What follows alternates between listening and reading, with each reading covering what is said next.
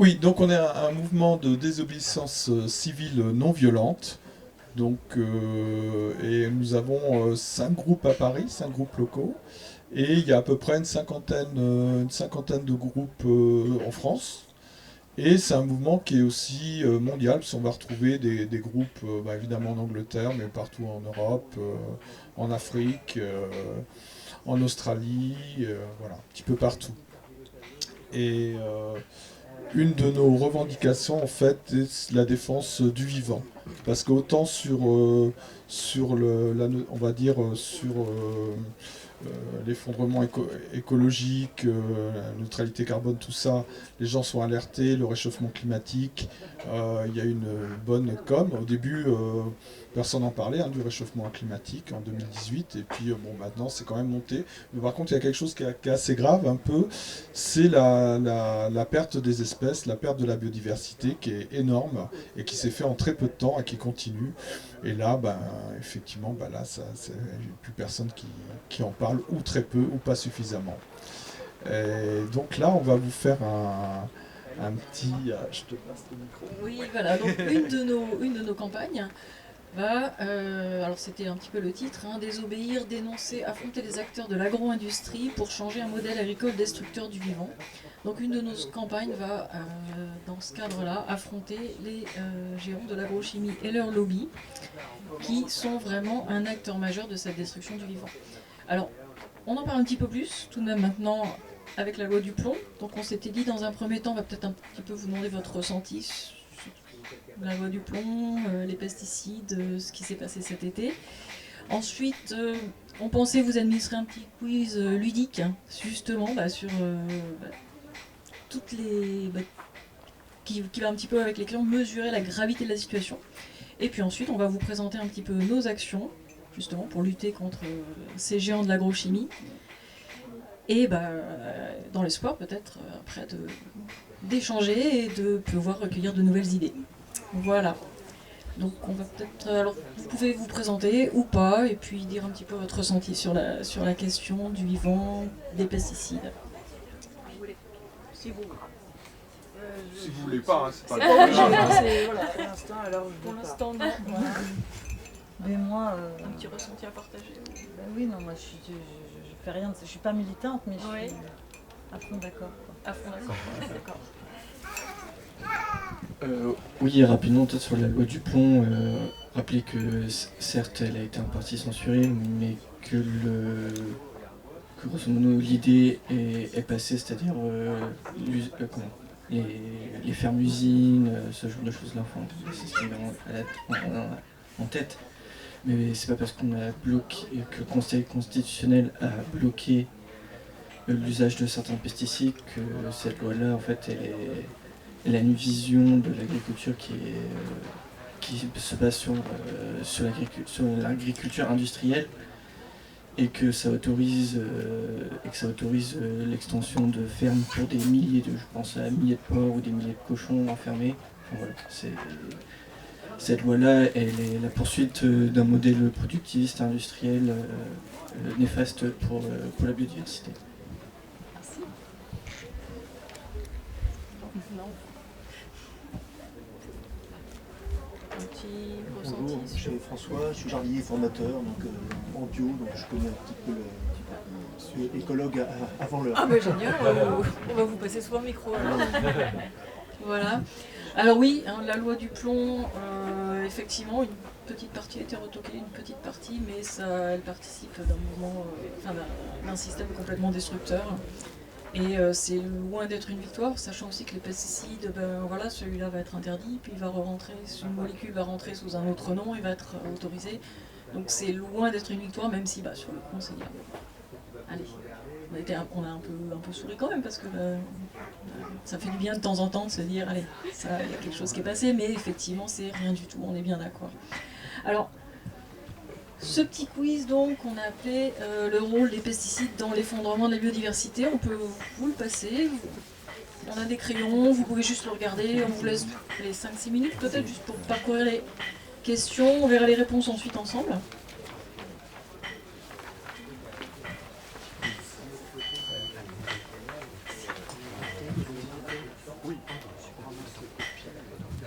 Oui,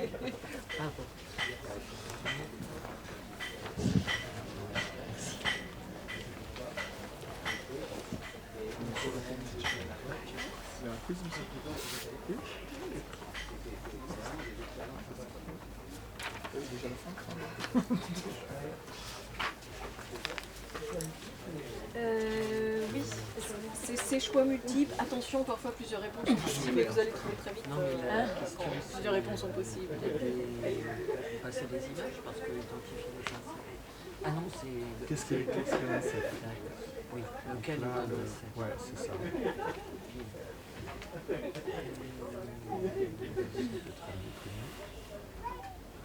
Ah, aussi. Des chances.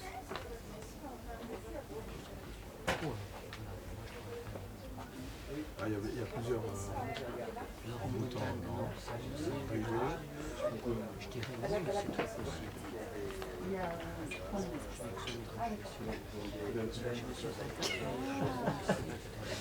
Voilà.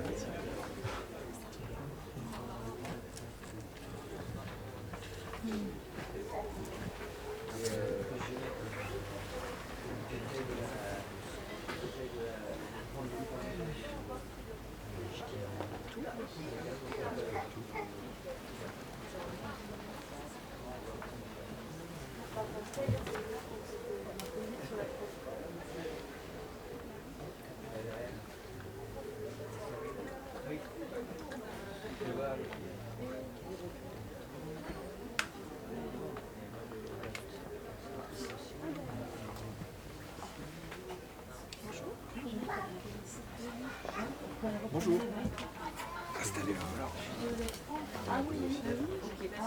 Comment ça va On vous fait bosser dès le départ. Un petit quiz point stylo.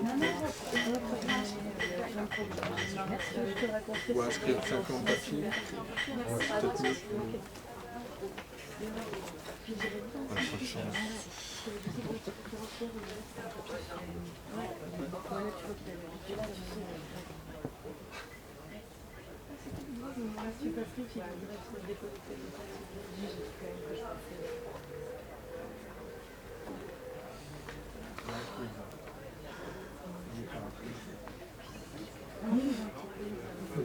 Question piège, j'avais pas de question Oui. piège.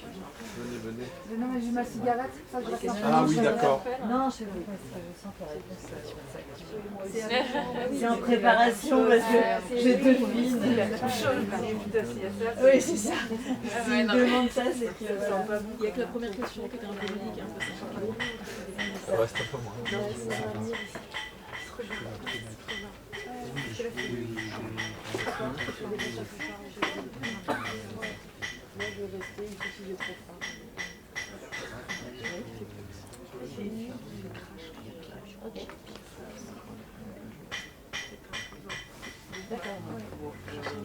Ouais, tu peux me mais en fait, c'est pas une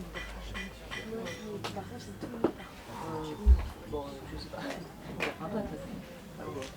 Ça craint pas trop, ouais. Oui,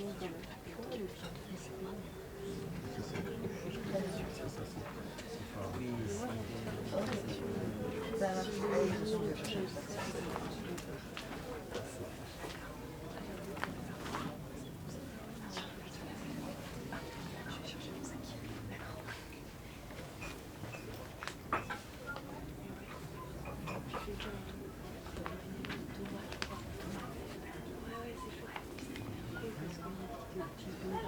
Qu'est-ce qu'on fait? Est-ce qu'on met la pression en disant il reste plus que 5 minutes? Non. Parce que là, je me souviens, moi, comme. Hein, à l'école, c'est comme ça. Oui. Parce qu'on est à l'école.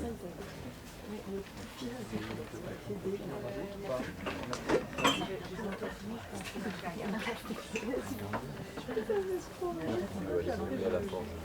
Du bâton et... Moi j'en ai en fait un stylo si vous voulez. Tiens, on bat. J'en ai en fait. Ah, hop. Et ouais, ouf. Il n'avait pas ça. Et puis à deux, j'étais là. Non, mais en vrai, c'est pas envie de déranger. Je vais parler. C'est pareil, tout. j'ai pas de collègues, toi, donc ça fait plein de choses. Mais oui, Julien, il est monté pas en mode voilà, il était en mode ouais, en mode il y a l'animation, ils vont la tête, parce que bon, évidemment, on rigolait en plus. Je l'ai fait leur trop bien. Je fais bah, autant qu'on a des bonnes parce que les gens n'ont pas de façon. Ouais, mais ça, c'est pas facile. Avec la pâte. Ouais. Bah non, moi j'ai le pied d'un côté, oui. Mais même là, il vient plus fort. Je les viens, ouais. Il est beaucoup venu au moment des trucs avec. Donc j'ai des beaucoup de gouvernements et puis. Ça va me sortir un petit peu. C'est très calme. Bah si, je fais bon. Oui, mais c'est pas terrible. Ouais, mais pas. Après, puis en vrai, maintenant qu'ils sont ils sont trop mignons. Maintenant, je fais ma fête. Ouais, c'est le moment là.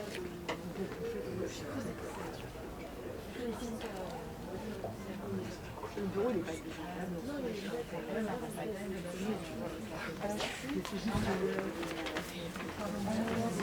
pas des collègues.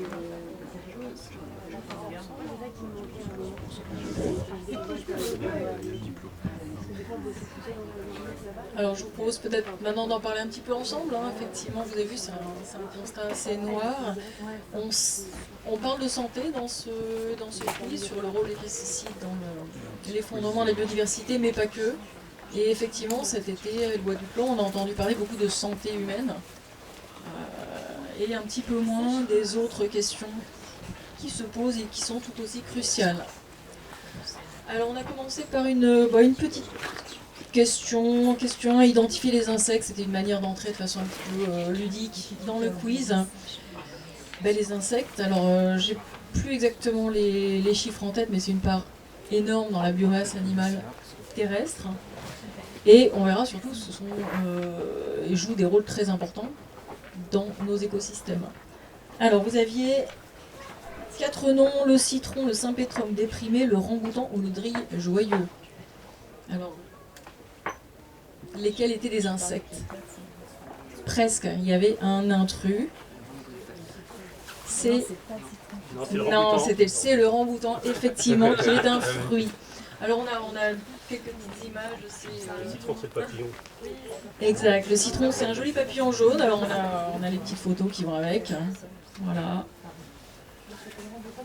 Le citron, ouais.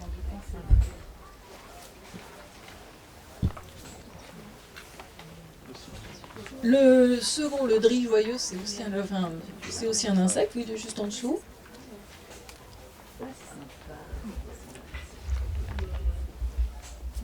Et le sympétrum déprimé n'est pas déprimé, mais il vient tout de suite. Il a une sorte de petite dépression au milieu de son corps, entre la deuxième et la troisième partie. Alors pour en connaître beaucoup plus sur les insectes, il y a un magnifique stand de l'autre côté, là-bas, qui justement vise un petit peu à remettre les insectes à leur place, c'est-à-dire une place qui devrait être très très haute, essentielle par rapport à nous.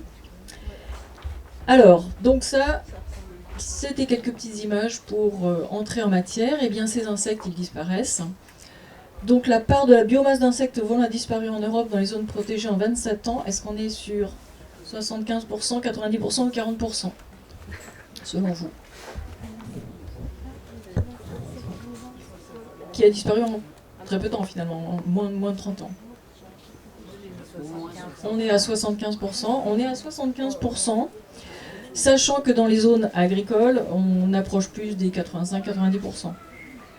Et ça, c'est juste une catastrophe énorme.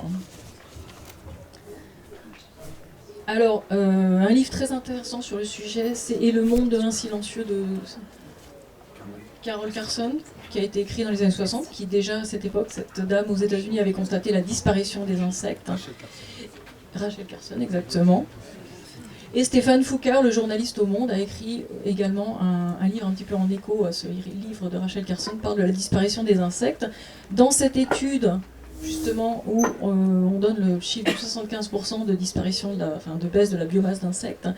C'est une étude qui a été faite dans des zones protégées d'Allemagne. Alors là, je cite Stéphane Foucard, dans cette étude, ni le changement climatique, ni l'érosion de l'habitat, ni la perte de diversité florale, ni l'éclairage nocturne ne jouent de rôle dans le déclin des insectes. Comme les auteurs l'écrivent avec la prudence qui caractérise tous les textes scientifiques, c'est l'intensification agricole, notamment les nouvelles techniques de protection des cultures, qui est le plus vraisemblablement en cause. Donc là, on nomme les pesticides. Et les lobbies ont insisté sur cette... il y a d'autres causes, la destruction des habitats, voilà, l'éclairage nocturne, etc. Les destructions des habitats, ça marcherait par contre. Mais là, non, c'est vraiment les pesticides qui sont mis en cause dans cette étude. Alors ça, cette étude, elle date de 2017. On peut imaginer maintenant que la perte de biomasse a continué à s'accélérer. Est-ce que vous avez peut-être des lumières sur le sujet à partager ou des... C'est un chiffre qui pour vous était quelque chose de connu? Moi ça m'a surpris la première fois que je l'ai entendu, je savais que c'était pas bon, effectivement, parce qu'on nous dit ah oui sur les pare-brises on voit plus d'insectes, mais tout d'un coup quand on voit le chiffre, ça y est, c'est du réel, on est vraiment dans le réel. Alors, pourquoi peut-on dire que les insectes constituent le socle du vivant? Ils contribuent à 90% de la reproduction des plantes à fleurs, ils sont à la base de nombreuses chaînes alimentaires, ils pollinisent environ un tiers des cultures destinées à notre alimentation, ils contribuent à recycler les matières. Alors quelles sont les bonnes réponses? Les 4. Toutes. Toutes, voilà. Donc ils sont essentiels. Alors les insectes, des insectes aux oiseaux. Lesquels de ces oiseaux communs il y a 30 ans sont menacés? Le martin pêcheur d'Europe, l'alouette des champs, le chardonneret élégant, la pigue riège grise, le moineau friquet. Pareil, tous, exactement. Alors on passe des insectes aux oiseaux, pourquoi? Parce que déjà beaucoup d'oiseaux sont insectivores, pas forcément pendant toute leur vie, mais au moins pendant une partie de leur vie, et parfois ont une alimentation composée de grains et également d'insectes. Donc forcément, c'est un petit peu tout de suite, on va voir la répercussion sur les oiseaux directement. Ça se suit. Alors là, c'est pareil, on a une petite photo de ces oiseaux, et ils sont effectivement tous menacés. L'alouette des champs étant la plus menacée, parce qu'elle se trouve justement dans les champs. Et dans les champs, il y a du poison.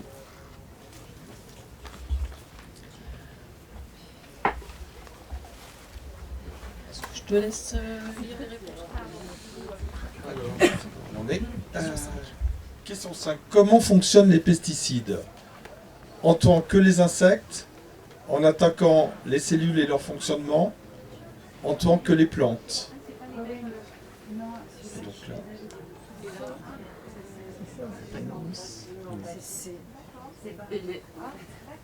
Ah oui, c'est que. Pesticides. Ça fait directement penser au cancer. En attaquant, oui. En attaquant les cellules et leur fonctionnement. Question numéro 6. Non, j'allais juste dire que effectivement les pesticides, quand on lit les documents scientifiques, agissent sur les cellules de multiples façons. Grosse liste. Donc elles sont toxiques simplement pour tous les êtres vivants. Voilà. Et on aimerait nous faire croire que ces produits sont extrêmement ciblés, ce n'est pas le cas. Alors, la question 6. Quel pesticide est mortel? Pour qui associe chaque pesticide à son usage? Alors, on avait herbicide, lutter contre les herbes indésirables, insecticide, lutter contre les insectes, fongicide, lutter contre les champignons, je sais pas où j'en suis, rodenticide, lutter contre les rongeurs, mollucide, lutter contre les mollusques, acaricide, lutter contre les acariens, corvicide, lutter, il est où celui-là? C'est les oiseaux.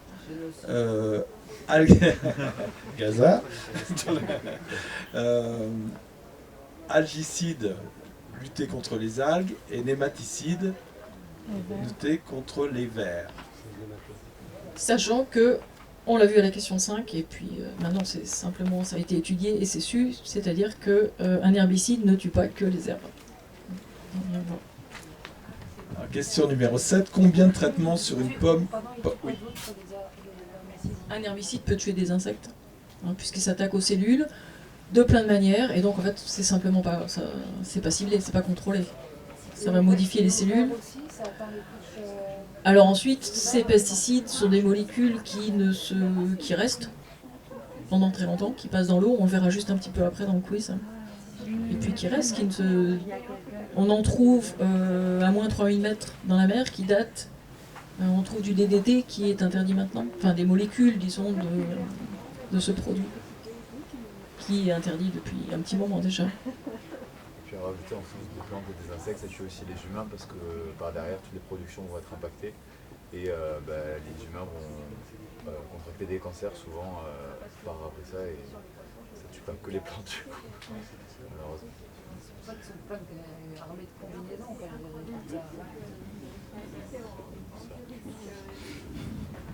On voit beaucoup dans les milieux ruraux les problèmes liés aux pesticides qui vont rendre plein de maladies, de cancer.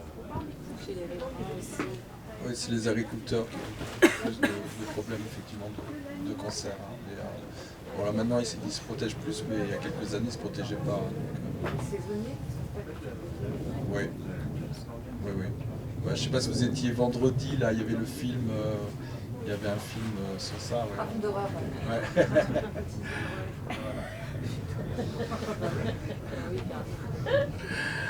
Alors, question numéro 7. Combien de traitements sur une pomme non bio en moyenne? Donc il y avait plusieurs réponses, 8, 13, 21, 36, et là on est sur 36. Je crois que vous étiez peut-être au courant. Parce que c'est 36, ouais, c'est énorme. Toujours répondre le pire truc. Ouais, il y a un petit truc. C'est ça. Question 8. Quelle proportion de fruits et légumes non bio contiennent des résidus de pesticides? Ouais, c'est ça.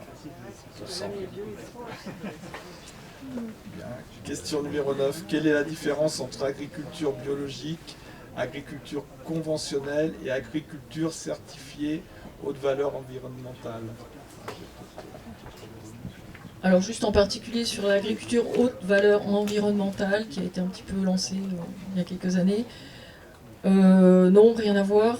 On peut utiliser les produits que l'on veut. Cette certification est donnée sur un système de points, sur une ferme où il y a un lieu de production.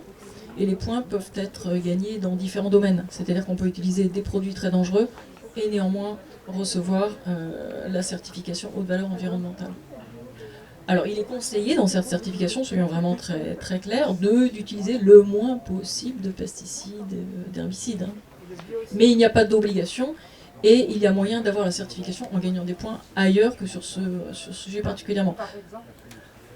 Alors là, il faut aller consulter, c'est assez intéressant comme document, mais il y a plusieurs façons de gagner des points, c'est sur tout lieu de production. Mais c'est pas du tout ciblé pesticides. Alors le bio, c'est aussi, c'est autre chose. C'est une certification, mais qui n'est pas la même. Donc la haute valeur environnementale, l'idée, c'était de lancer un petit truc hein, qui pouvait passer pour, voilà, mais c'est pas du tout la même chose. Il y a agriculture raisonnée aussi, par contre. Alors agriculture raisonnée, oui, c'est un petit peu la même histoire. Hein. Qu'est-ce que ça veut dire raisonner déjà? Raisonner par qui?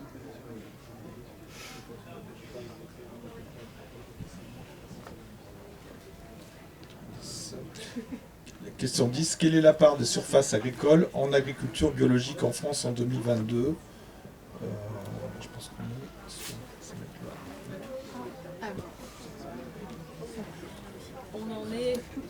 Alors là, on en est maintenant à 10 et on en était à 13,9 en 2022. Il y a eu une baisse. Il y a eu une baisse, oui. Ben, c'est compliqué en ce moment de produire bio. Et donc on est à 10,1% en 2024. Ça s'explique d'une certaine manière. Là, que ce soit passé de 13 à 10, que ce soit plus compliqué. Oui, il y a des gens qui ont abandonné le bio parce qu'il y avait de moins en moins de rentabilité. Et donc ils bouffaient de l'argent, donc ils ont Puis abandonné. les gens achètent moins de bio. Par exemple, Miam, c'est une connerie, c'est pas bio, c'est Miam. Par exemple, à Paris, on voit qu'il y a plein d'épiceries, entre guillemets, locales, machin, et non bio, en fait. Et ça, on le voit, ça a augmenté. Donc ça, c'est pas... Donc c'est parce du qu'il y a tout moins bon. de distributeurs Enfin, je pense, enfin, je sais pas. et il y a peut-être moins d'aides de subventions aussi. Voilà, au niveau des aides des subventions, ça je sais pas, mais en tout cas cette notion les prix ont été plus élevés, les gens ont moins d'argent, donc voilà, ça s'est un peu cassé la figure. La crise. Ouais. Parce qu'au moment du Covid, il y a eu une grosse baisse de consommation du bio et je crois que c'est pas remonté depuis, ou il y a un truc comme ça là. Oui, oui. Comme ça, il y a eu quelque chose qui se Vraiment un sujet sur l'alimentation, hein, parce qu'effectivement après on peut travailler en fait pour qu'il y ait plus de bio dans les cantines, pour que les filières marchent de mieux en mieux, quoi.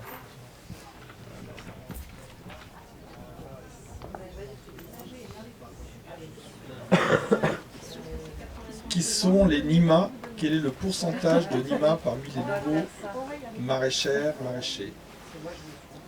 Alors, réponse 75%. NIMA signifie non issu du milieu agricole, c'est-à-dire quelqu'un qui est ni parent, voire ni grand-parent dans le milieu agricole.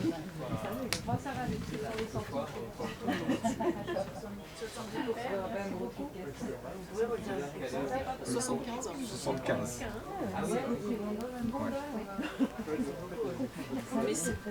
Mais alors, en bio en tout cas, beaucoup de maraîchers, mais c'est compliqué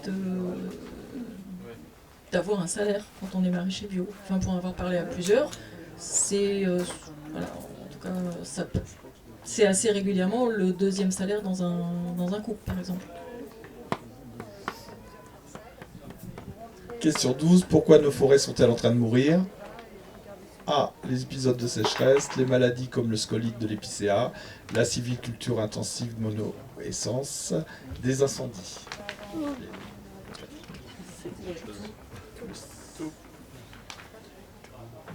Alors, les forêts souffrent de la sécheresse, bien sûr, les maladies, mais les maladies vont être liées à la réponse C, la sylviculture intensive mono-essence. Nos forêts maintenant ne sont plus des forêts comme on peut imaginer avec plusieurs essences, quelques essences, donc une maladie arrive, forcément, la forêt va beaucoup plus souffrir et des produits vont être utilisés. On est vraiment dans une forêt, en France, c'est l'agriculture, mono-essence. Et les incendies, on va pas quand même pas, bien sûr, les incendies aussi, hein, mais on n'a pas une forêt qui est très résistante. Des forêts, il y en a quelques massifs de forêts avec, on va dire, naturelles, mais pas leur primaire, non. Il y a quelques petits patchs hein, de forêts comme ça, mais c'est vraiment rien du tout. Où il y a plusieurs essences, tu veux dire? Voilà, c'est ça. Ouais. Parce que les forêts sont des espaces cultivés, et cultivés sur le même modèle que notre modèle agricole. Avec produits, avec travail intensif. Enfin, Les ONF font la gestion de l'exploitation, donc il y a toujours une mission dans les structures ONF pour dédier une partie de l'espace sylvestre à l'industrie du bois. ah oui, oui, oui. C'est une mission de préservation, mais aussi d'exploitation. On est dans un espace, oui, un espace d'exploitation dans une forêt maintenant. Hein. Et alors c'est intéressant, c'est Canopée qui s'occupe des forêts. Oui, c'est ça. Hein, c'est ça. Voilà, de suivre un petit peu ce qui est fait par c'est une association. Et là, on comprend que non, les forêts font partie du modèle agricole qui est le nôtre en ce moment et qui est un petit peu, qui est destructeur du vivant. Après, oui, avec le réchauffement climatique, il y a quand même des espèces qui sont en régression, comme le hêtre par exemple, des choses comme ça, qui vont souffrir un peu de la sécheresse et qui disparaissent un peu des montagnes. D'ailleurs, on l'a vu cet été parce qu'il a fait tellement chaud que les arbres sont devenus en insuffisance au niveau de l'eau. Et on a vu plein de feuilles mortes un peu partout arriver avant l'automne. Et c'est parce que en fait, les arbres étaient dans un tel stress hydrique, donc c'est-à-dire qu'ils étaient en manque d'eau, qu'ils étaient en mode survie. Donc ils ont dit on va abandonner les feuilles et puis on va se mettre en mode c'est comme on peut pour survivre. Chose qui arrive normalement qu'à partir de l'automne pour se protéger du froid. Et qui là arrive bien plus tôt, ce qui est assez alarmant. Mais c'est bien que vous en parliez parce qu'au Parc des Beaumonts, il y a toute une haie de châtaigniers ou de marronniers. Et en fait, on dirait qu'on est en automne, enfin, ils ont plus de feuilles, quoi. Enfin, toutes les feuilles sont rousses et par terre. Mais les marronniers, ils ont tous, au moins en Ile-de-France, un champignon. Donc ça... Ils sont quoi? Ils ont un champignon. Oui, ils ont un champignon qui font en sorte que tous les marronniers deviennent marrons. Alors on a parlé tout à l'heure de la façon de fonctionner des pesticides, c'est-à-dire en attaquant les cellules. Donc on a parlé des insectes, on a parlé des oiseaux, ce qui est déjà très très alarmant. Et on va passer un petit peu à la santé humaine. Effectivement, les agriculteurs, les agricultrices sont en première ligne. Et on est vraiment dans un système cynique, puisque des maladies sont reconnues maintenant comme des maladies professionnelles agricoles. Alors on en a la question 13, quelles maladies sont reconnues? Vous avez deviné que c'était la réponse, c'était celle-ci, effectivement, elles sont mentionnées. Donc il y a un système de, comment on appelle ça? Oui, voilà, compensation, voilà, pour des maladies, mais qui ne devraient pas être... c'est horrible de se dire qu'en étant agriculteur, agricultrice, du fait de l'usage de produits de chimie de synthèse, c'est un risque, on va dire, lié d'attraper ces maladies-là. Et c'est reconnu. Voilà. Dernièrement, il y a eu un rapport, en fait, tout ça est en augmentation de partout. Il y a des fonds d'indemnisation, mais ils sont de plus en plus importants parce que ça augmente de partout. Là, c'est sorti, je crois, cette semaine, enfin, il y a 15 jours, quelque chose comme ça.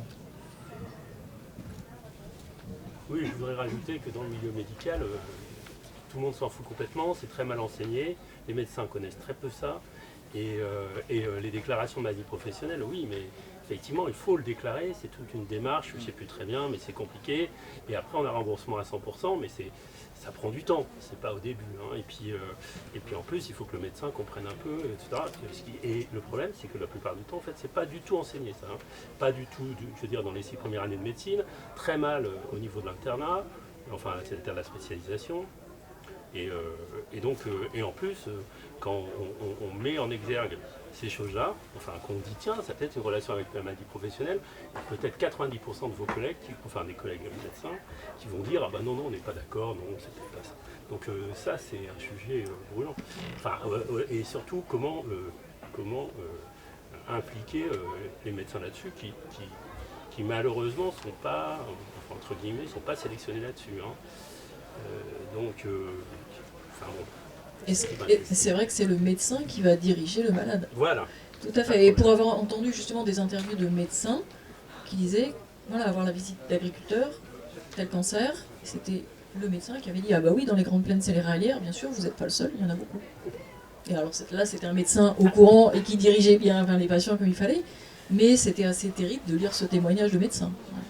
Qui disait à son patient, oui, dans les grandes plaines céréalières, c'est normal, entre guillemets, ce qui vous arrive. Maladie professionnelle agricole, du coup c'est pour les agriculteurs ou par exemple quelqu'un qui vit à côté d'un champ de vigne ou un champ... Ah non, c'est professionnel. C'est une maladie professionnelle. Voilà. Alors effectivement, les riverains se regroupent en association également pour aussi faire valoir leurs droits, le danger, etc. Mais là c'est encore moins reconnu quoi. Bah non, là c'est pas du tout. Là pas du tout. Mais même pour que ce soit reconnu, il a fallu plusieurs procès. Il a fallu du temps, oui. Jusqu'à ce qu'il y ait finalement, et je crois que c'était il n'y a même pas une dizaine d'années, il me semble, qu'en France, ça a été, qu'un agriculteur a gagné son procès pour faire le lien entre sa maladie de Parkinson et son métier d'agriculteur, et que depuis, du coup, ça a fait jurisprudence. Et c'est comme ça qu'on est arrivé à la reconnaissance. Mais c'est pas tombé du ciel, ni des autorités de santé, en fait, du tout. C'est pour ça qu'en Bayer, BASF, Syngenta, nos produits sont ciblés. Non. Enfin là, c'est reconnu, même par l'État, que non, ils ne sont pas ciblés, puisque ces maladies sont reconnues comme des maladies professionnelles. Voilà, donc la réponse, elle est là. Alors, où retrouve-t-on des pesticides sur Terre? Il y avait plusieurs réponses, et là, vous l'avez sans doute deviné. Partout. même au pôle, comme je disais tout à l'heure, même à moins 2000, moins 3000 mètres dans la mer. Et forcément, hein, les pesticides peuvent être disséminés déjà par le vent, ruissellent avec l'eau, vont contaminer les nappes phréatiques, vont passer dans l'eau qui circule tout simplement. Donc oui, il y en a partout.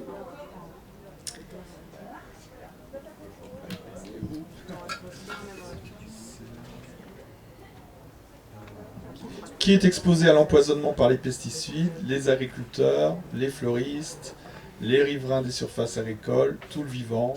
Là aussi, c'est à peu près toutes les réponses. Hein. Alors, question 16. Quel est le nombre de substances de pesticides autorisées en France sur les 453 utilisées en Europe? Et quel rang européen cela nous place-t-il? C'était la réponse B. 291 pesticides autorisés.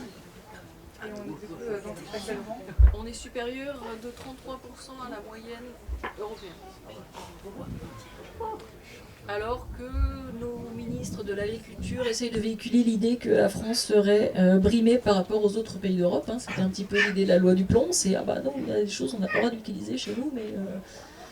Et ben en fait, si, c'est bon, on utilise beaucoup de choses déjà, et on est plutôt au-dessus de la moyenne européenne, de beaucoup.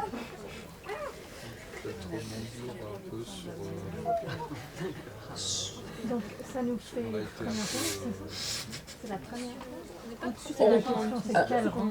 Oui, quel rang? Moi je vois là, j'ai pas les chiffres les plus récents. Je vois 3e rang, derrière la Grèce et l'Espagne. Sachant que c'était il y a 2-3 ans. On est peut-être au 2e maintenant, donc là je... Mais bon, on est dans la tête, hein, on est dans le peloton de tête. Ça c'est sûr. On a été recadré un peu là. On vient avoir été un petit peu recadré effectivement sur... Par l'Europe en fait, il fallait qu'on... Oui, on était un peu, je ne sais pas si vous avez entendu ces derniers jours aussi, pareil, on était recadré un peu par l'Europe, où on était imprécis dans les autorisations de produits phyto. On était un peu trop permissif. Alors en même temps, on nous dit, on se situe, mais apparemment ça ne va pas. Quoi. Est-ce que vous connaissez les pays vertueux? Les pays non agricoles? Les pays... Ah oui, d'accord. Oui, parce que tout le monde est sur le même modèle en Europe, donc effectivement des pays vertueux, non je pense pas. D'ailleurs je pense qu'elle même ailleurs c'est pire. Quoi. Alors la question 17, on parle de le renouvellement pour 10 ans, l'approbation d'un pesticide. De quel produit s'agissait-il? C'est une sorte de star, parmi dont tout le monde connaît le nom. Le glyphosate. Voilà, oui, le glyphosate, hein, qui est un petit peu l'herbicide le plus utilisé au monde, mieux connu effectivement sous le nom commercial de Roundup. Hein.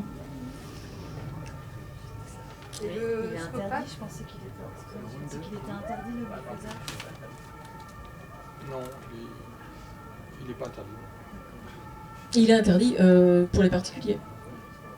Voilà. Dans les jardins. Dans les jardins, on n'a plus le droit d'en mettre.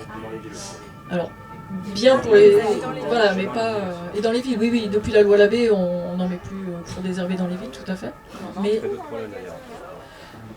non, depuis la loi Labbé, non, les... Alors ça se vend ça vient en contrebande aussi. Pour les particuliers, non mais c'est vrai. Roundup c'est une marque en fait, donc peut-être que c'est une déclinaison d'autre chose. Tout à fait. C'est le glyphosate qui est interdit de toute façon. Le glyphosate, voilà. Le truc c'est qu'après il y a des stocks, ils ont le droit d'utiliser leur stock, ils ont encore, voilà. Et après, après le problème c'est que les villes ne savent pas gérer ça, donc il y en a beaucoup qui mettent du béton maintenant parce qu'ils n'ont plus envie de gérer ça, ils n'ont plus envie de gérer ça en glypho. Après, il y avait une conférence là, sur le ver de terre, M. Gatineau, hein, quand il disait que si tous les autres désherbants qui existaient étaient 10 fois pires que le glyphosate. Donc c'est là que ça devient compliqué. C'est la question de par quoi on le remplace, parce que oui, parce qu'on je ne vais pas faire l'avocat du diable, mais la question c'est on se focus là-dessus. Qu'est-ce qu'on fait si on supprime le glypho? Est-ce que ça supprime l'utilisation des herbicides chez les agriculteurs? Non. C'est ça la question. Le glypho, ça fait 70 ans qu'on l'utilise. Bon, il y a des problèmes, d'ailleurs, il y a les gens, si vous voulez, les gens de la brasserie du Contrevent, son frère, il fait partie de l'ANSES, il a fait partie de l'ANSES, il fait partie des gens qui ont travaillé sur le glyphosate pour le coup. Donc puis il vous dira que c'est de la merde, hein, c'est la question. Ouais. Mais il vous dira le problème c'est qu'est-ce qu'on met à la place. Et aujourd'hui c'est peut être beaucoup plus vénère en fait et beaucoup moins concentré, beaucoup plus concentré en fait et peut être beaucoup plus vénère. Ça pose des vraies questions. C'est plutôt la question du type d'agriculture qu'il y a derrière en fait. Après c'est compliqué pour un agriculteur parce qu'effectivement on peut ne pas mettre de glyphosate, mais ça sous-entend de passer avec des outils qui vont couper les herbes, etc. Mais il faut y passer plusieurs fois, donc du coup on remet du pétrole. Enfin là c'est un autre problème, mais ça va être du coup. Ça va être. Et surtout, mais ils existent. Ouais. Surtout que c'est en agriculture de conservation, ça peut être utilisé en agriculture de conservation où il y aura moins de labour et pour le coup un meilleur sol des fois. Alors il y aura moins de vie en dehors parce que ça pousse les abeilles et tout, mais des fois on a plus de vie au sol, dans le sol avec du glyphosate sans retournement qu'avec du labour intensif sans glyphosate. C'est complexe. Après ça dépend également. Ah bah c'est toujours complexe. C'est pour ça qu'à l'agriculture, s'il y avait des solutions miracles, on les ferait depuis longtemps. Après, il y a 70 ans de glyphosate aussi, c'est pas... Oui, c'est des pratiques, voilà, c'est ça, c'est des pratiques. 70 ans d'accumulation de glyphosate. Donc maintenant, si j'en rajoute 5 ans, c'est pas pareil que si jamais je suis au démarrage. C'est... voilà.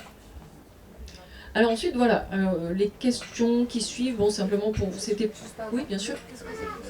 Alors justement, ce sont les organismes qui vont décider, on ne sait pas trop qui est membre en Europe de ces cellules et qui décide, qui approuve un produit ou non.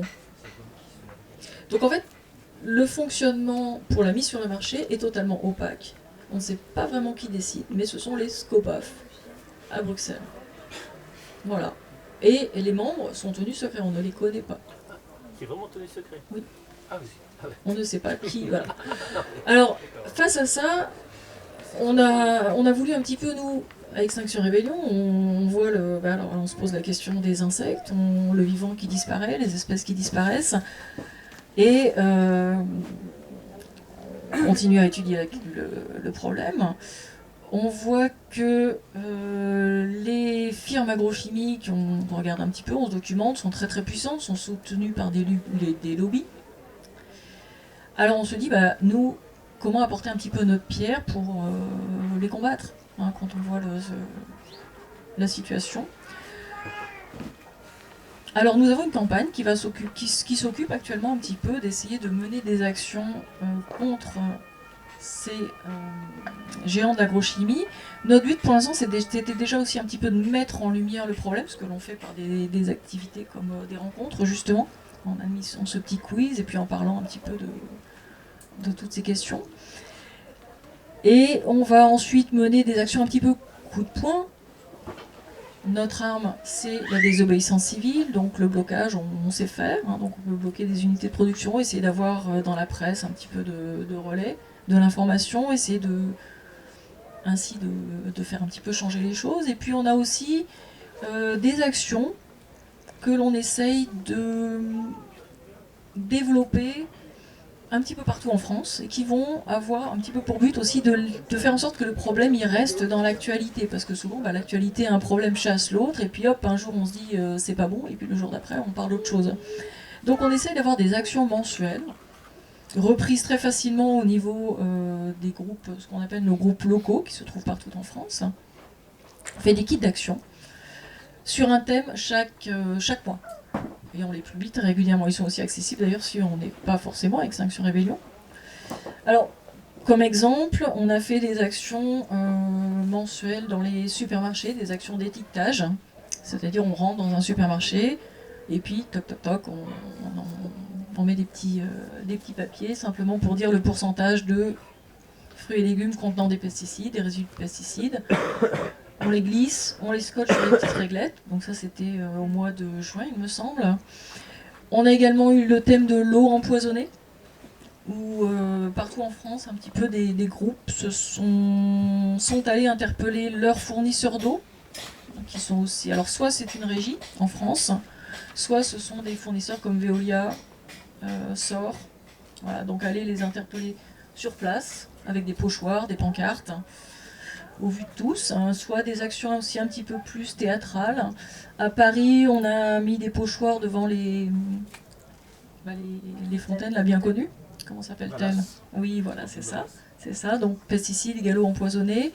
On relaie par ailleurs sur un site qui s'appelle zéropesticide.info. Donc chaque mois, on a un petit article qui va expliquer un petit peu toutes ces actions. On a eu aussi bien sûr des affichages anti-loi du plomb. Voilà. On a eu un thème sur le colonialisme chimique, parce qu'il faut savoir que des pesticides, certains sont interdits en Europe, fabriqués ici, mais vendus ailleurs, dans les pays avec un petit peu moins de réglementation. Donc là, c'est quand même, on est dans une nouvelle forme de colonialisme, qu'on a appelé colonialisme chimique. Donc on a réalisé des affichages devant des monuments, des statues, en lien avec le passé colonialiste de la France. Et puis, on a aussi l'angle santé avec des affichages. Alors, on essaye chaque mois de peut-être se mettre en lien avec une date parlante, un petit peu, du mois. Donc, octobre arrive. On va être sur des affichages sur le lien entre cancer du sein et pesticides. Alors, le lien, ce n'est pas nous qui l'avons fait. C'est l'INSERM. L'INSERM, en 2021, a publié un énorme document en liant l'usage de certains pesticides à telle pathologie. Donc le cancer du sein est lié à l'utilisation des pesticides. Donc on espère réaliser des actions un petit peu visuelles dans les grandes villes d'affichage là-dessus. Donc on a une autre arme également. Alors on est dans la désobéissance civile pour un petit peu marquer, pour essayer de faire bouger les choses, de faire prendre conscience. On organise également au printemps une grande marche avec d'autres associations, d'autres collectifs, dont par exemple la LPO, le collectif Cancer Colère, la COADEP, Scientifiques en Rébellion, qui sont des scientifiques liés à Extinction Rébellion. Et donc cette marche au printemps dernier avait regroupé 3000 personnes à Paris, ce qui n'était pas rien sur ce sujet précis des pesticides. Donc voilà, notre but, c'est à la fois d'avoir des grandes actions un petit peu spectaculaires qui vont peut-être mettre en lumière le problème, et puis des actions très très régulières, faciles à mener au niveau local, qui n'entraînent pas de gros risques juridiques. Quand on affiche, en général, ça va, on peut s'en sortir sans aller en garde à vue. Et là, on serait juste très intéressé d'avoir un petit peu vos idées, vos avis là-dessus. Alors nous, pour l'instant, on a quand même beaucoup pris l'angle santé, même si la perte de biodiversité nous affole tout autant que le reste. Pourquoi ? Parce que finalement, ça parle à beaucoup de monde. Mais on essaye toujours d'équilibrer entre perte de la biodiversité et santé humaine. Et ne pas être que sur l'un ou l'autre des créneaux. Donc voilà, simplement vos réactions, vos commentaires et puis des idées. Moi je me demande, est-ce que vous avez par exemple au même titre que des je suis obligée ? Non, pas obligée. Au même titre que les kits d'action, est-ce que vous avez genre un peu des kits de solutions ? Par exemple, quand on prend les supermarchés, on dénonce, donc du coup on dit achetez pas ça, un peu, enfin, en tout cas on sensibilise sur le fait que c'est pas bon pour sa santé, mais du coup, donc nous là je pense on est tous à peu près sensibilisés, et je pense à d'autres populations, en fait comment on les sensibilise à aller au bio, comment ils peuvent avoir accès au bio, et est-ce qu'il y a d'autres solutions, est-ce que vous avez la ressource pour proposer des alternatives quoi en fait, de comment en plus de les dénoncer, on arrive à faire autrement en fait. Alors on travaille avec d'autres associations, en particulier me vient l'idée de la sécurité sociale et alimentaire. Donc on travaille en particulier avec une association qui s'appelle la Marmite Rouge sur Paris. Vraiment c'est intéressant d'aller voir leur site. Effectivement, donc on travaille avec eux parce qu'eux sont plus dans les solutions. Nous... c'est pas dans le créneau en fait. C'est peut-être pas une question de créneau, mais c'est l'idée comme on a dit, d'éclairer le sujet, de le porter dans l'actualité tout le temps et que ça reste. C'est un petit peu ça, c'est modeste. Chacun essaye d'apporter sa petite pierre. Tout à fait. Je me dis, si on arrive à amener, si on sensibilise sur des solutions, peut-être que justement ça prend plus dans le sujet et on arrive à avancer quoi, parce que en vrai ces agro-industries, moi ça me semble presque impossible quoi, de les démonter concrètement, quoi. Tout est fait pour qu'elle fonctionne, quoi. Et d'ailleurs, je repense à la Marmite Rouge. Si vous êtes sur Paris le 5 octobre, la Marmite Rouge organise une journée autour de l'alimentation. Alors, ce sera, je crois que c'est Place à Ligre, voilà, c'est ça. Et ce sera le soir, le dimanche 5 octobre. On y sera aussi, hein, puisqu'on est un petit peu partenaire sur le sujet, en tout cas. Ensuite, on veut pas non plus être... Alors oui, on va parler du bio. Le bio, malheureusement, a une image un petit peu pour les bobos parisiens. C'est dommage, parce que non, quand on va à Biocoop, qu'on prend des choses de saison, on dépense pas plus. Hein. Enfin, pas forcément plus, moi je trouve. Moins, je trouve, en fait, le pouvoir d'achat tellement augmenté, en fait. Alors, il y a des solutions, il y a des AMAP aussi. Mais moi j'ai pas envie d'être là, je suis pas là pour défendre le bio. En fait, il devrait pas y avoir de bio, puisque il devrait pas y avoir de pesticides dans le bio. Bon, on n'en est pas là non plus. Voilà, donc effectivement, c'est une question qui se pose souvent à nous. On va soutenir le bio, bien entendu, mais il ne devrait pas y avoir du bio. C'est vrai, voilà. C'est vrai que si on prend fondamentalement les choses, c'est vrai. Et moi, j'ai pas de réponse aux questions des lobbyistes là. Qui les phrases moi, honnêtement, si on me dit ça, si on me dit la bio ne nourrira pas tout le monde.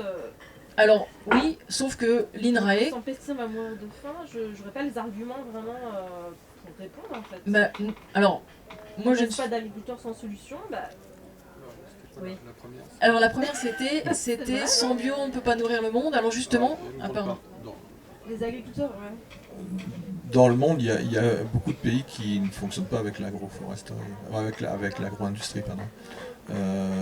Donc ils sont nourris de façon locale. Avant, on était nourris sans ça. On arrivait quand même à avoir des grosses populations. À Paris, aussi avant l'industrialisation, il y avait quand même des villes qui étaient très très importantes.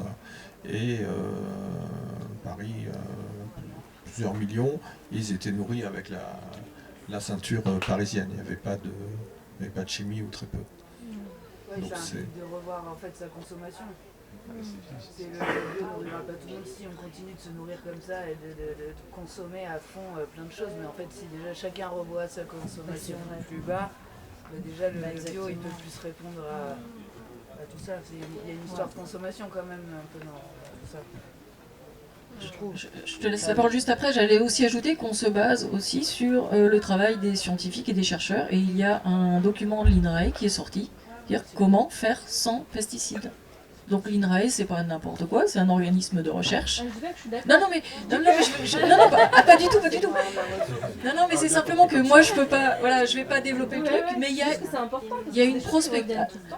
Et voilà, moi je renvoie les gens qui vont m'en parler à cette prospective de l'INRAE. Il y a quelques années, et alors j'ai envie de les croire, hein, les chercheurs, s'ils nous disent qu'on peut faire sans pesticides, on va s'appuyer sur leurs travaux, tout simplement, nous. Voilà. Puis pour répondre à cette question aussi, à rajouter à ça, avec la permaculture et les nouveaux moyens de produire qu'on a et qu'on promeut notamment ici dans ce festival, il y a un rendement qui est quand même meilleur que ce qu'on a aujourd'hui avec l'agriculture de masse. Alors effectivement, ça demande plus de salariés qui vont venir récolter, couper, etc. et être sur le terrain, et moins de machines, ce qui fait un peu chier du coup les agro-industriels, parce que ça demande de s'occuper plus des plantes et de mettre plus de sous dans la production. Mais du coup, ça veut dire que on serait capable d'avoir plus de rendement, mais il faudrait mettre plus de moyens en œuvre pour ça. Et ce qui fait que du coup, au final, en plus d'avoir des agriculteurs qui seraient mieux payés parce qu'ils auraient plus de production, on aurait encore plus de gens aussi qui auraient des travails, donc ça créerait de l'emploi. Tout. Exactement. Et voilà.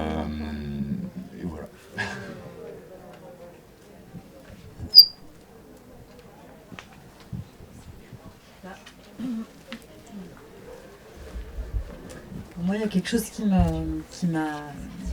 vraiment touchée là dans ce que vous avez dit, c'est les pesticides s'attaquent à la cellule, je sais pas quoi.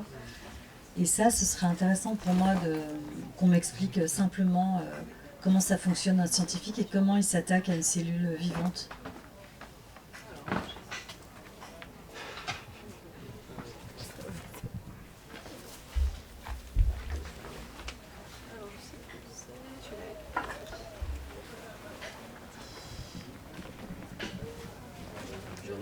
Alors je recherche parce qu'effectivement c'est pareil, hein, on va chercher des études de l'INSERM.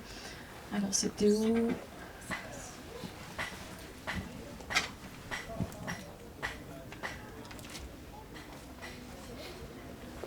Alors je recherche, je ne trouve pas. C'était quelle question? Est-ce que vous avez peut-être le numéro de la question? C'est la question. C'est est-ce que ça tue des plantes, des oiseaux? C'était la question 5. Je peux rapidement répondre. Oui, vas-y aussi, oui. En fait, toutes ces saloperies, ça fonctionne un peu comme les gaz de combat, ce sont des neurotoxiques, donc ça attaque en fait les systèmes de transmission d'informations. Donc c'est comme si jamais j'ai pas quelque chose qui, si jamais je suis attaqué en neurotoxique, c'est-à-dire que ma respiration est paralysée, mon corps est paralysé parce qu'il n'y a pas d'influx qui est bien, et je meurs. Voilà. Après, je pense que, enfin, je sais pas, mais c'est comme. Je pense qu'il y a plein de mécanismes différents selon les molécules qui sont tous différents. Effectivement, il y a des neurotoxiques, mais il y en a d'autres. Je pense qu'il doit y avoir des poisons du fuseau, c'est-à-dire qui bloquent la mitose, donc qui bloquent la division cellulaire, donc l'accroissement, etc. Je pense qu'il y a plein de mécanismes. De toute façon, les chimistes, enfin, malheureusement, on est très très développés. Et ce que je voudrais dire aussi, c'est que c'est un peu bizarre, mais grosso modo, la recherche sur tous ces mécanismes, enfin la recherche des pesticides, est très liée en fait avec la recherche contre le cancer. Parce que c'est exactement les mêmes mécanismes. C'est-à-dire on bloque la division de la cellule, on bloque les machins, etc. Et donc en fait c'est assez compliqué, mais en fait moi je suis assez pour une sorte de un peu comme Grothendieck dans les années 70, quand il était au Collège de France, qui a été l'un des premiers écolos radicaux, de dire il faut arrêter la recherche et commencer à réfléchir sur qu'est-ce qu'on fait et quels sont les... L'origine. Non, mais quels sont, en fait, au niveau, soi-disant, du progrès scientifique, quelles sont vraiment les choses qui sont vraiment intéressantes pour l'humanité et celles qui sont vraiment, en fait, pas terribles. Hein. Et c'est ça qui me gêne aussi, même au niveau des sanctions rébellions, quand on dit le cancer. Moi, le cancer, oui, ça c'est un sujet qui, à mon avis, est trop polémique. Moi, je pense que ce qui est relativement beaucoup plus intéressant, c'est l'effondrement de la biodiversité qui va vraiment... Parce que le cancer, je veux dire, l'espérance de vie, elle est encore à 80 ans en France. Donc, c'est pas vraiment le problème, les pesticides, effectivement. C'est pas bon du tout, je ne vais pas dire que c'est bon. Mais ça va amener, effectivement, à forte dose chez les agriculteurs qui sont très près de ces produits, ça va amener des cancers, effectivement, assez précoces. Mais quand même pas avant 50 ou 60 ans, quand même. C'est quand même des produits à long terme.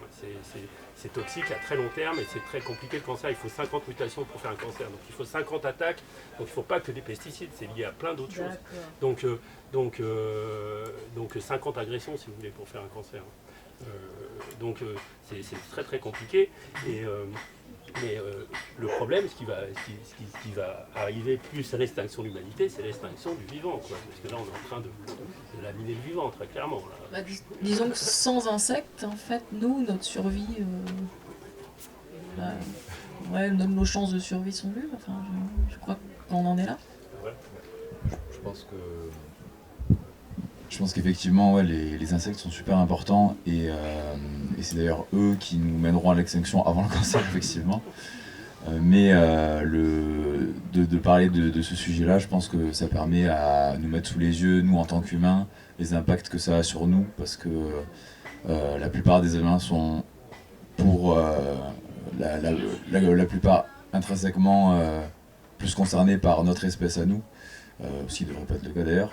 Mais qui fait que c'est des questions qui vont plus nous parler que de dire tel petit papillon va mourir. Cependant, ce qu'on oublie rarement, enfin souvent, et que tu soulèves là, c'est que ce petit papillon nous permet aussi de vivre parce qu'il va aller butiner la fleur et créer un fruit ou un légume pour manger après par derrière. Mais je pense que c'est vraiment plus une fenêtre d'entrée vers les problèmes qu'il y a, plus que évidemment le problème principal, puisque comme tu l'as soulevé, il y a les insectes d'abord avant nous, notre cancer. Voilà. Oui, c'est vrai qu'on insiste un petit peu dessus, mais parce que ça nous permet, on pense que ça nous permettrait d'interpeller plus de personnes qui ne sont pas forcément sensibilisées justement sur les insectes, etc.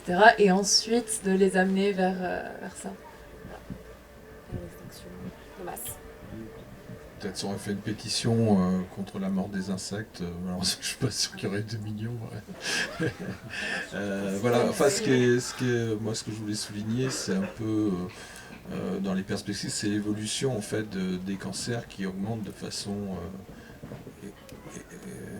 explosive, et notamment des cancers aussi qui sont sur les jeunes, qu'il n'y avait pas ou peu avant. Donc c'est quand même des choses qui nous alarment, quoi, tout simplement. C'est difficile effectivement de s'alarmer, comme tu disais, tout ce qui est animal non domestiqué est considéré comme nuisible. Voilà, dans les zones rurales et dans les zones citadines, encore plus, mais les gens n'ont même pas l'occasion d'observer des animaux, parce qu'en ville, il y a quelques rats et quelques moustiques, mais c'est d'emblée des nuisibles, et donc personne ne s'inquiète de leur extinction en fait. Donc tant qu'on a des chiens, des chats, des vaches et des cochons, on se dit que tout va bien, et visiblement on n'en manque pas, puisque l'agriculture intensive fait qu'on en a massivement, et donc c'est difficile de s'inquiéter, et encore plus dans les quartiers populaires où ils sont dans des barres de béton où il n'y a pas un seul espace vert. C'est difficile de sensibiliser les gens qui ont des gros problèmes de santé, qui s'en foutent un peu de savoir ce que deviennent les abeilles. Ils n'en ont pas de toute façon, il n'y a pas de fleurs autour d'eux.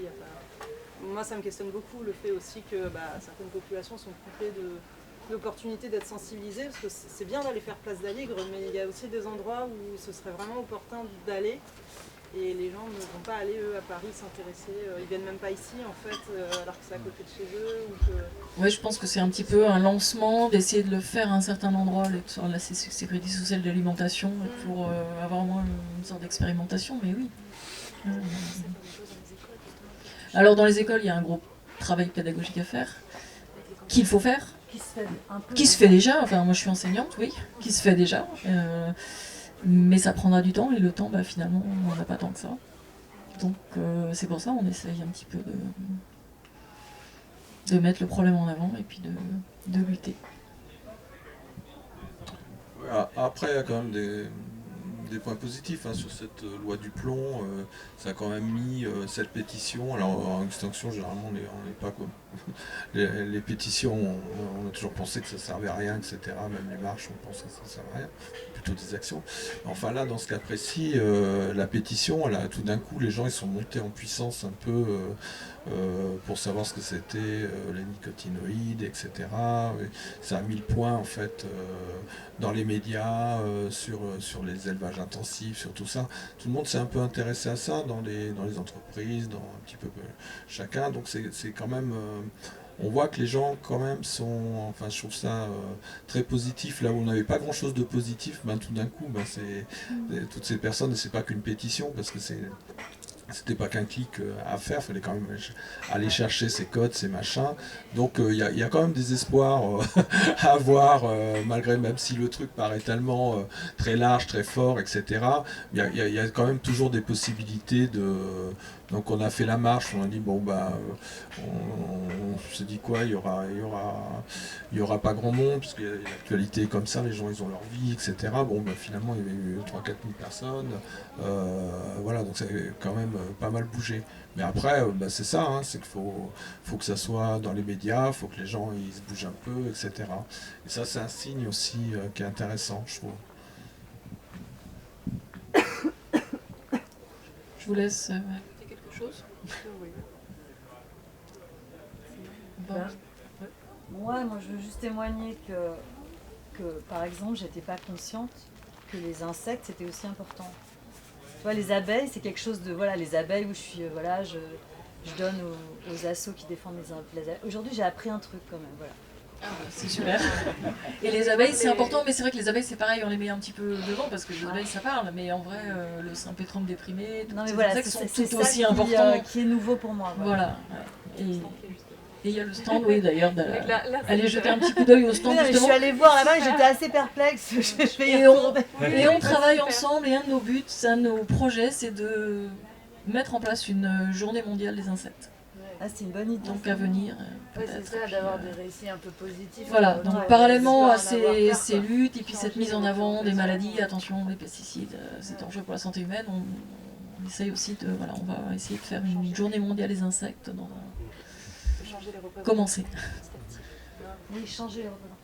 Et d'ailleurs, dans le même sens que tu disais, il y a des insectes aussi qu'on pense des fois qui sont méchants en quoi, du style les guêpes, et qui en fait au final font aussi partie des pollinisateurs. J'ai appris ça hier, génial.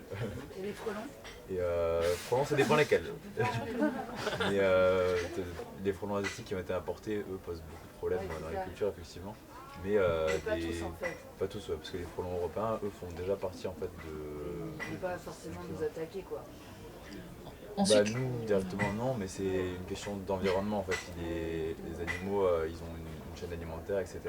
Et en fait, le frelon asiatique, lui, ce qu'il va venir faire, c'est qu'il va décimer les abeilles et tout, et il n'a pas de grands prédateurs privés.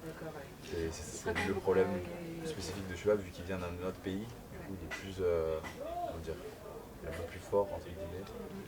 ensuite, le frelon asiatique est énormément apprécié par nos ennemis de BASF, Bayer, Syngenta. Pourquoi? Parce que c'est mis en avant, regardez, les abeilles, c'est les frelons asiatiques. Non, les abeilles disparaissent à cause des pesticides, les pesticides tuent les insectes. Et voilà, donc il faut aussi voir qu'une des choses qu'ils ont développées, c'était l'argument de la multifactorialité, qui avait déjà été utilisé à l'époque par l'industrie du tabac, c'est-à-dire que comme c'est multifactoriel, bon bah finalement on fait rien. Et ça c'est un petit peu pouf, répandu comme un nuage de poudre hein, autour du problème, ah bah c'est multifactoriel la disparition des insectes. Sauf que bah, les insecticides tuent les insectes et il y en a partout, tout le temps, et c'est bien pour ça qu'on assiste à des effondrements de la biomasse d'insectes. C'est pas le frelon asiatique. Voilà. Mais c'est vrai que... Voilà, donc méfiance tout de même, hein, que dès qu'on voit un article un petit peu sur oh là là, à cause du frelon asiatique, il n'y a plus d'abeilles, non c'est faux, c'est un petit peu de la manipulation par les lobbies de l'agrochimie. Voilà. Je voulais rajouter aussi des petites choses. Bon, c'est vrai que les pathologies, les insectes, etc. Souvent en fait les mêmes ils sont toujours là depuis 20, 30 ans, et en fait on balance toujours les produits de plus en plus, où on change le produit, et c'est comme tout, après les doses deviennent de moins en moins, en fait on sélectionne les insectes MOEPS, et ils continuent, et ils s'habituent un peu aux produits. Donc en fait c'est une impasse aussi. Et nous on fait ça aussi à l'échelle individuelle, quand tu as des punaises de lit chez toi, quand tes gamins ils ramènent des poules, quand tu as des rats dans ton immeuble. En vrai, nous, moi je veux dire, ça prolifère, le produit chimique, c'est quand même... moi je fais ça, hein. On va faire. On doit faire comment? J'ai refusé. On a des cafards, j'ai dit bah non, il resteront là, c'est les cafards. Ensuite, c'est pas parce que vous avez traité un jour votre appartement pour les punaises de lit que la biodiversité s'effondre ensuite. Voilà, j'ai envie de dire ça quand même. Hein. C'est pas la même échelle. C'est pas la même échelle. Pour les rongeurs, faut mettre des ultrasons. Achète des chats. Loue un chat. Fais-toi péter un chat. Lutte biologique. Il y a peut-être Tu héberges un chat, ses parents partent en vacances, tu le prends. Il y a peut-être un business à faire près de chats. Près de chats pour... Les chats tuent aussi beaucoup d'oiseaux. Ouais, c'est vrai. Donc, Exact, il faut leur mettre une clochette. Les chats tuent beaucoup d'oiseaux, mais c'est pareil, l'alouette des champs ne disparaît pas à cause des chats. mais oui, vous avez raison. On est d'accord, mais en fait, c'est vrai que les problèmes individuels, c'est pas là le combat, c'est dans les champs. Ouais. Et par rapport à ce qu'on disait tout à l'heure, par exemple sur Miam, bon, je réfléchis à ça. Même le bio est contaminé. Est-ce qu'on fait un bon choix quand on choisit quelqu'un de local avec qui on peut discuter, ou est-ce qu'il faut aller dans un truc puriste? En fait, faut trouver des solutions dans le deuil, quoi, en se disant que on ne peut pas être parfait et que... Et aussi se dire que acheter bio, c'est un acte un peu politique, hein. C'est pas juste pour notre santé, puisque effectivement, voilà, on est adulte. Voilà, on achète aussi bio parce que... Mais bio de quoi? Est-ce que j'achète bio de Carrefour ou est-ce que j'achète de l'agriculture raisonnée à côté de chez moi? J'achète les choix sont trop compliqués et quelle est la... quand on a des enfants, quand on a tous des contraintes budgétaires, c'est aussi pour ça que le bio est en train de s'effondrer. Les cahiers de charges de bio ne sont pas aussi purs qu'on le pense. Donc voilà, je pense que comme il n'y a pas de bon choix, l'important c'est de réfléchir à ces choix. Bien sûr. Peut-être qu'en achetant en agriculture raisonnée près de chez soi, inciter les personnes, du coup, vu qu'on a un contact avec eux, à faire du bio par la suite, peut être une idée aussi.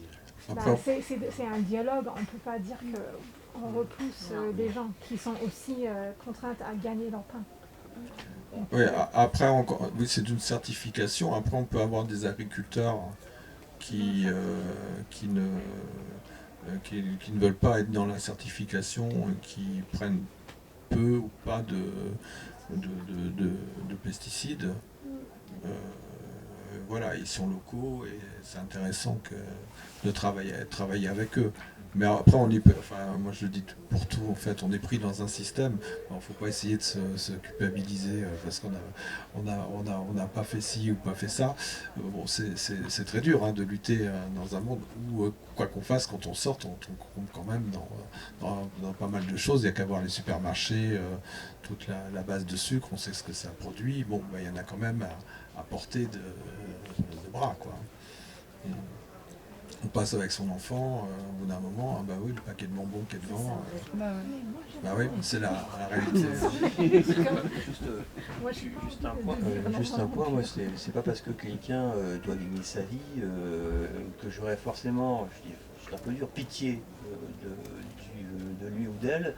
Et que je mangerai des choses qui sont mauvaises pour l'environnement ou mauvaises pour moi-même. C'est à un moment donné, chacun prend ses responsabilités.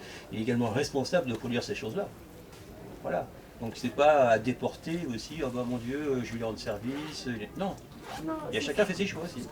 C'est pas ça la question, mais c'est comme d'être enseignante. Moi je suis enseignante, donc j'enseigne. On enseigne un programme, on enseigne des choses. Qu'est-ce qu'on est en train d'enseigner? On enseigne ce qui nous amène actuellement à la crise dans laquelle on trouve. Donc oui, chacun est responsable, c'est pas avoir pitié, c'est de réfléchir à... C'est pas d'avoir pitié, c'est il n'y a personne qui est innocent, on est tous dans un truc, c'est pas... On alimente toujours un peu le système. Voilà. Et on choisit. On choisit, mais on fait ce qu'on peut aussi. Oui, mais voilà. On fait ce qu'on peut. En fait, le fait de choisir, je trouve qu'il y a aussi on est biaisé parce qu'on n'est jamais totalement objectif vu qu'on est humain déjà. Et il y a, moi je trouve, ça prend beaucoup de place, mais il y a un gros lobby hyper capitaliste sur le milieu du bien-être qui fait que pour aller bien, il faut manger du granola qui vient du Brésil, avec des noix du Brésil, des machins, des trucs. Il faut manger de l'avocat à tous les repas qui est importé de je sais pas quel pays. Du jus de goyave et des jus de légumes, de courgettes, poivrons, tout au long de l'année, même en hiver. Et donc il y a des gens, ils sont à fond dans le bien-être de mon corps, le sport, la salle de sport, les petits jus qui vont bien et qui ne se nourrissent que d'avocat et de goyave tous les jours de l'année. Et donc pour eux, c'est du bien-être, c'est forcément de la santé. Et donc, ils n'arrivent pas à faire le lien sur, non, en fait, là, c'est pas du tout de la santé. En fait, chacun a son niveau de conscience. Moi, la chose que je me demande, c'est comment moi je peux apporter quelque chose, tu vois, mais tu peux pas empêcher. Moi, j'ai un niveau de conscience qui est certainement très bas par rapport à quelqu'un qui aurait encore un meilleur niveau de conscience, tu vois. Oui, Celui qui dit, moi, je suis d'accord avec toi. J'étais à la Biocop un jour et il y a un type qui me dit, vous avez entendu à la télé la noix de macadamia, c'est super bon pour la santé. Il prend un énorme sac comme ça de noix de macadamia qui vaut ultra cher. Et moi j'en prends des fois parce que je trouve ça très bon. Et il n'y en avait plus, quoi, tu vois. Mais ok, mais c'est pareil, moi je comprends ce que tu dis, mais on peut pas comment tu peux agir positivement sur les autres? Parce que, par exemple, quand on dit... moi je commence à comprendre pourquoi des fois on me dit le bio c'est pour les bobos, mais c'est vrai que moi si j'étais une maman que j'ai pas beaucoup d'argent et que j'ai beaucoup d'enfants, je vais les nourrir, je vais à Carrefour, j'achète des trucs les moins chers. Tu vas pas à Carrefour, tu vas à Lidl. Ouais, franchement, peut-être, et je fais bouffer mes enfants, quoi. Donc il faut juste être conscient aussi qu'en culpabilisant les gens, la seule chose qu'ils vont faire, c'est de dire fuck quoi, ton info j'en veux pas parce que c'est hyper anxiogène quoi. On a 2 salaires. Il faut le faire intelligemment. Disons que nous, dans notre esprit, c'est même dans notre principe de ne pas culpabiliser les gens. C'est pas du tout le but de nos actions. Et à chaque fois, il y a ça, c'est quelque part, c'est un petit peu, voilà, c'est ça, c'est la mise en lumière, l'éducation. Et puis nos ennemis, ce sont bien nos ennemis. C'est l'agrochimie. C'est certainement pas les agriculteurs, les agricultrices. Comment on peut agir et certainement pas les gens qui vont inspirer à donner espoir et de mettre c'est cynique. Non mais voilà, il faut quand même désigner des méchants. Ouais, j'avais la même interrogation de la dame il n'y a pas longtemps, là, c'était sur une baguette de pain, et j'ai discuté avec quelqu'un, je dis mais comment on peut acheter je vais encore dans un supermarché des gens qui achètent la baguette de pain sous cellophane alors qu'il y a des boulangers tous les 2 mètres qui font du bon pain. Et on m'a dit bah oui mais si tu as une famille nombreuse ou si tu es pressé par le temps, bah, tu vas prendre la baguette qui est moins chère, etc.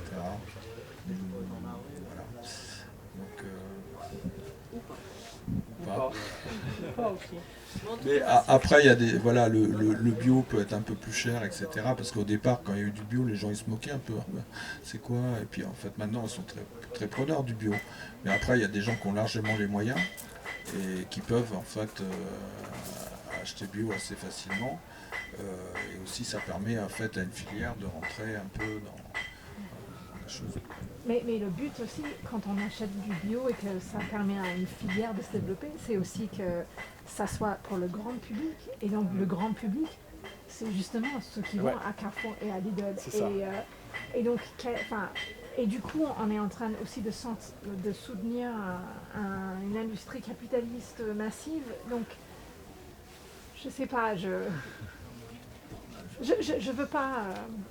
grosse prise de tête. J'ai un peu trop réfléchi peut-être. Non mais il y a des choses parfois qui sont intéressantes et simples. Il y a des communes qui ont mis en place des systèmes de culture sur des terres communales avec des employés payés par la mairie pour alimenter en bio des cantines, des écoles, des EHPAD, et ça marche. Et ça, c'est pas forcément une commune de gauche qui va faire ça nécessairement, on pourrait imaginer. Donc c'est quelque chose qu'on peut, en tant qu'habitant quelque part, on peut en parler, on peut essayer de voir si ça peut être une possibilité. Ça existe en France. J'ai pas les noms là tout de suite, mais c'est voilà. Ouais, moi je les ai pas Tu non les plus, as, mais non, je les ai pas. Mais c'est vraiment une des quelque chose de communes. Voilà, et ça donne de l'espoir pour de vrai parce que c'est quelque chose qui est fait. C'est simple et ça marche. Avec des employés mairie payés pour faire ça. Voilà.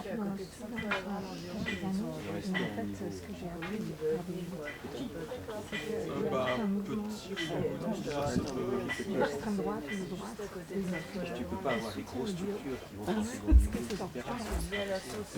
Non, mais c'est pour ça que la commune, c'est une structure. En tout cas, on vous remercie beaucoup d'être venu et puis d'avoir échangé avec vous. C'était très intéressant. On espère qu'on n'avait pas trop foutu le cafard quand même. Le cafard est un insecte. Le cafard Guarani. Alors, respect pour le cafard. Oui, mais je veux pas. Merci à tous et toutes. Merci. Merci.